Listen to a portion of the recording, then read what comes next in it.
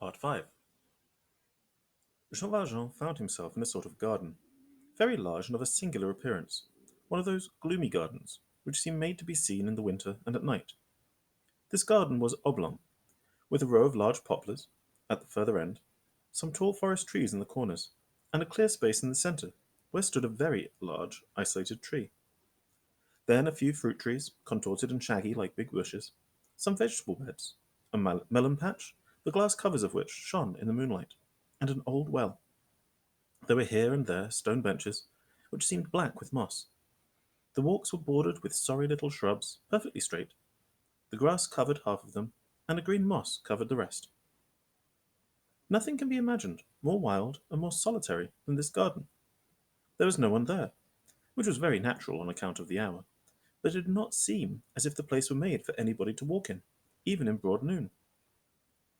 Jean Valjean's first care had been to find his shoes and put them on. Then he entered the shed with Cosette. A man trying to escape never thinks himself sufficiently concealed. The child, thinking constantly of the Thénardiers, shared his instinct and cowered down as closely as she could. Cosette trembled and pressed closely to his side. They heard the tumultuous clamour of a patrol ransacking the cul-de-sac and the street, the clatter of their muskets against the stones, the calls of Javert to the watchman he had stationed, and his imprecations mingled with words which they could not distinguish. At the end of a quarter of an hour, it seemed as though this stormy rumbling began to recede. Jean Valjean did not breathe.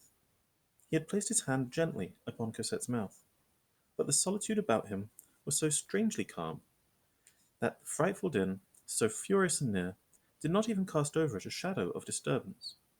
It seemed as if these walls were built of the deaf stones spoken of in the Scriptures. Suddenly, in the midst of this deep calm, a new sound arose, a celestial, divine, ineffable sound, as ravishing as the other was horrible. It was a hymn which came forth from the darkness, a bewildering mingling of prayer and harmony in the obscure and fearful silence of the night. Voices of women, but voices with the pure accents of virgins, and artless accents of children, those voices which are not of earth, and which resemble those that the newborn still hear, and the dying hear already. This song came from the gloomy building which overlooked the garden. At the moment when the uproar of the demons receded, one would have said it was a choir of angels approaching in the darkness. Cosette and Jean Valjean fell on their knees. They knew not what it was, they knew not where they were, but they both felt, the man and the child, the penitent and the innocent, that they ought to be on their knees. These voices had this strange effect. They did not prevent the building from appearing deserted. It was like a supernatural song in an uninhabited dwelling. While these voices were singing, Jean Valjean was entirely absorbed in them. He no longer saw the night. He saw a blue sky. He seemed to feel the spreading of these wings which we all have within us. The chant ceased. Perhaps it had lasted a long time. Jean Valjean could not have told. Hours of ecstasy are never more than a moment. All had again relapsed into silence. There was nothing more in the street, nothing more in the garden. That which threatened, that which reassured, all had vanished. The wind rattled the dry grass on top of the wall, which made a low, soft, and mournful noise. Part 6. The child had laid her head upon a stone and gone to sleep. He sat down near her and looked at her. Little by little, as he beheld her, he grew calm, and regained possession of his clearness of mind. He plainly perceived this truth, the basis of his life henceforth, that so long as she should be alive, so long as he should have her with him, he should need nothing except for her, and fear nothing save on her account. He did not even realize that he was very cold, having taken off his coat to cover her. Meanwhile, through the reverie into which he had fallen, he had heard for some time a singular noise. It sounded like a little bell that somebody was shaking. This noise was in the garden. It was heard distinctly, though feebly. It resembled the dimly heard tinkling of cowbells in the pastures at night. This noise made Jean Valjean turn. He looked, and saw that there was someone in the garden, something which resembled a man walking among the glass cases of the melon patch, rising up, stooping down, stopping with a regular motion, as if he were drawing or stretching something upon the ground. This being appeared to limp. Jean Valjean shuddered. He said to himself that perhaps Javert and his spies had not gone away, that they had doubtless left somebody on the watch in the street, that if this man should discover him in this garden, he would cry thief and would deliver him up.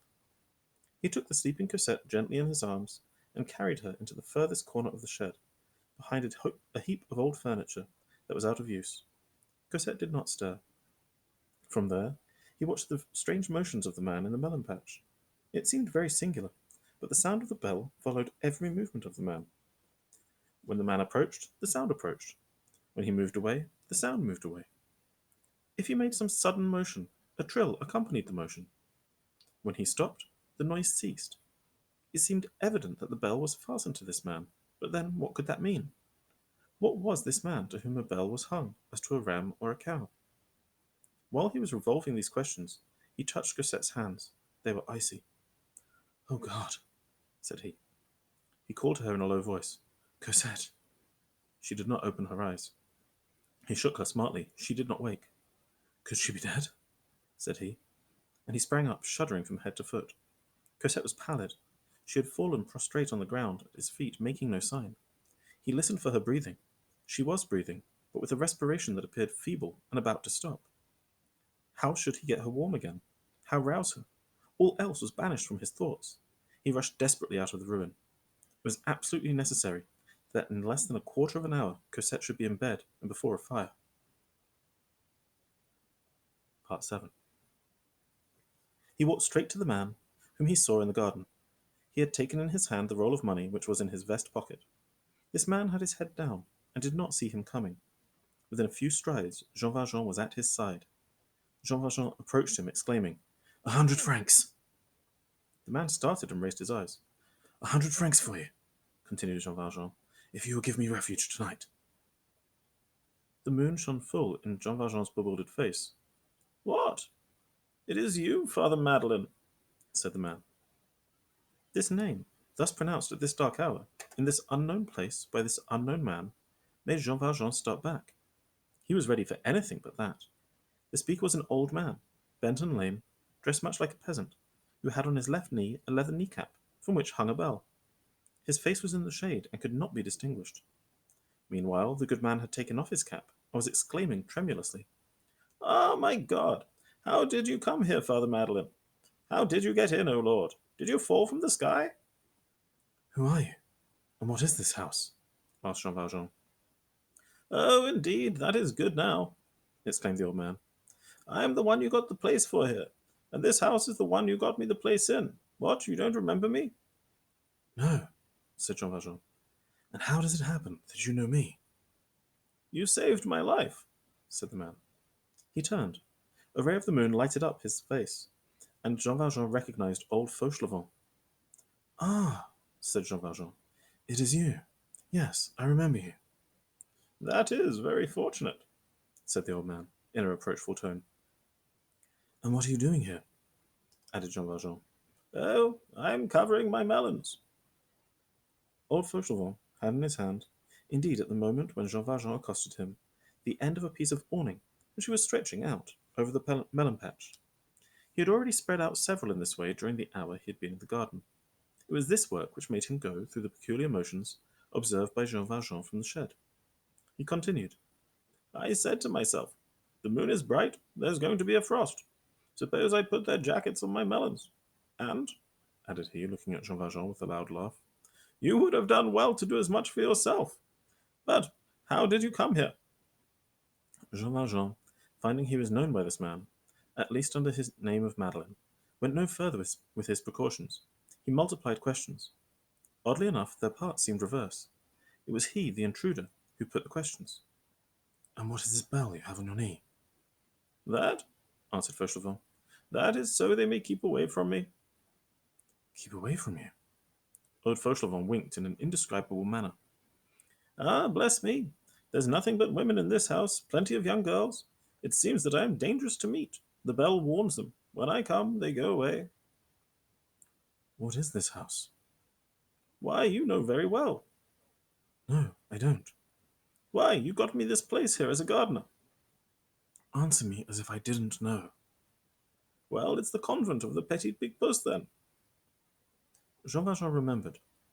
Chance, that is to say Providence, had thrown him precisely into this convent of the Quartier Saint Antoine, to which old Fauchelevent, crippled by his fall from his cart, had been admitted upon his recommendation 2 years before.